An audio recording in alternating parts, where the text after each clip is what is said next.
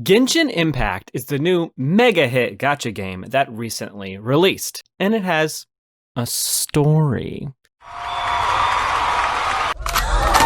Genshin Impact's story stars a silent protagonist who searches for their sibling who's been seemingly captured by an unknown god. The first two acts show our cast searching for this world's different gods to determine where the sibling is and why they were taken. It's a fairly simple, albeit pretty interesting plot, but my question is, where is this story going? Like, how much money are they going to take from you? Over how many years? Well, better tell your mom to open that fat purse of hers, because I'm here to let you know it ain't ending anytime soon. But I'm also here to tell you, maybe it doesn't need to.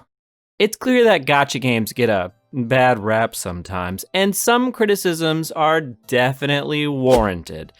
But I think a lot of people lose out on a nuanced approach when they just look at one aspect of a whole genre of games. There are writers in gacha games, like every other game, and some are often very talented. So for this video, I want to focus on the narrative content of gacha games specifically. To try and determine where Genshin Impact's story is taking us, let's look at a very similar plot from another gacha game, Dragalia Lost. Dragalia Lost's initial premise starts pretty similar. You're on a mission with your sibling gets taken by a god, your job is to get them back. Obviously, I'm leaving out bits and pieces here and there, like how Dragalia Lost has a vegetable that can join your team. Aww. Let's look at how that plot has advanced in the 2 years since the game's release. Well, 2 years after your sister was kidnapped, she's kidnapped again, but she's kidnapped by a different god this time. Woo! Better save your money for Gala Zethia during the 10th year anniversary. Mom, where's my credit card? I want Gala Zethia. Mom! If I'm being honest though, I don't hate this game's main plot. If you remove some of the obvious pacing issues, the world building here is actually really well done. Within 2 years, they've managed to flesh out the world that our characters inhabit, while simultaneously introducing us to a large, diverse cast with meaningful and ever-evolving character arcs. The main plot moves on with time as more story chapters are introduced throughout the year, but the focus has, and continues to be on, this world and the characters that inhabit it. Gacha games often have this narrative structure, a slow-paced, basic main plot coupled with an ever-growing cast of characters and locales. Genshin Impact is no different in this regard. So while the main story continues on rails and continues to move slowly, the world and characters that are birthed from it continue to evolve and develop. This is what I believe the strength of gacha games are. So instead of asking where Genshin Impact is going, let's instead ask a different question. For those of you who currently watch ongoing, long-running shows, let's use One Piece as an example, what would happen if it never got an ending? For those of you who don't know, One Piece is an anime that began when dinosaurs walked the earth and has precisely a bajillion episodes and manga chapters. A lot of fans, including myself, have grown up with the franchise and continue to watch it to this day. But what would happen if it was canceled or, God forbid, the author passed away? Would that make the story less impactful or less meaningful if it never got an ending? Let's look at the argument for, yes, a story would be worse if it never ended. One side of the coin is that the quality of a story is in its finality, that the end of a story indicates what the story was truly about. It wraps up all the plot threads introduced earlier, but it also offers meaning to the journey. It completes what was started, and that completeness offers release for a lot of people and allows us to acknowledge what the story was truly saying. On the other side, however, is where I stand.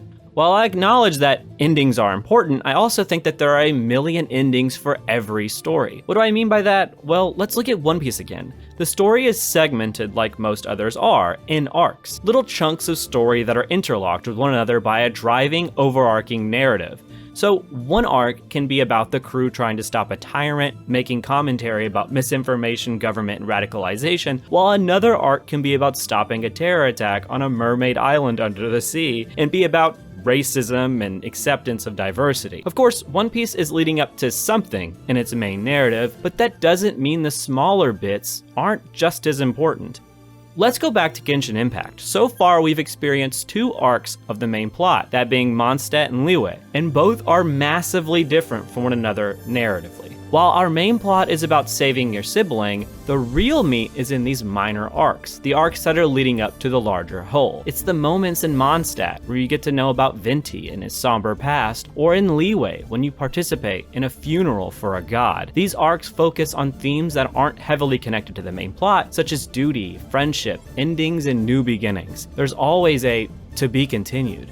To me, that continual unfolding nature to a world is why gacha game stories can last for decades. I'm not saying that stories never need to end though. I think that stories that are crafted to be a larger narrative, ones that are telling a very pointed one, do gain a lot from their endings. But I differentiate stories like those with gacha games because of their structure. It's clear that gacha games don't gain their narrative significance from their main plots, and even if they did in a minor way, it's really about the larger world in which it inhabits. They're not a traditional story with a traditional narrative. If anything, those aspects are arguably some of the worst aspects of them. Instead, their unique structure allows for an organic world and characters, and those are their best aspects, narratively speaking. This isn't to say that it's all great, though. At worst, gacha games can start to feel like Saturday morning cartoons, where the characters fulfill standard roles that every story has, and have very clear messages that we've all seen a million times. But at their best, gacha game worlds can explore different themes and messages that other stories just don't have the time to spend.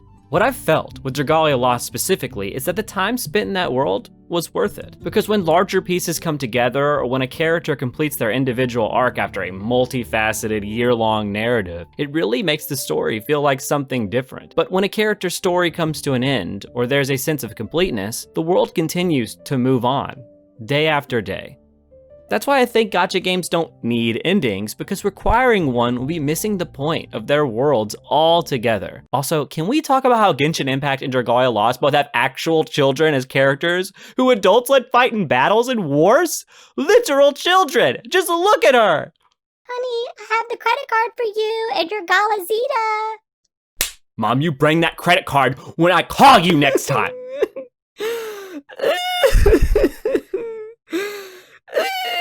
Of course, the main story of Genshin Impact, if stretched out too far, will start to feel monotonous and repetitive. I'm not saying that it won't. But I also believe that this is why gacha games give themselves such a generic yet expansive plot. Dragalia Lost has dimension and time travel, while Genshin Impact has planted the idea that our protagonist is a world traveler, which I'm sure will come back into play later. Both games, and other similar gacha games, share main plots with potential, but like I've said, their worth isn't in their main plots. The main plot is essentially a sandbox for these writers to play in and create expansive worlds and deep characters. Like every other long-running story, the in-depth world building, a large cast of characters and arcs that examine a plethora of disparate themes all combine to make an experience that is always worth coming back to. Just like with life, the worth isn't in the ending, but rather in the day-to-day. And because of that, I don't think all stories need to end.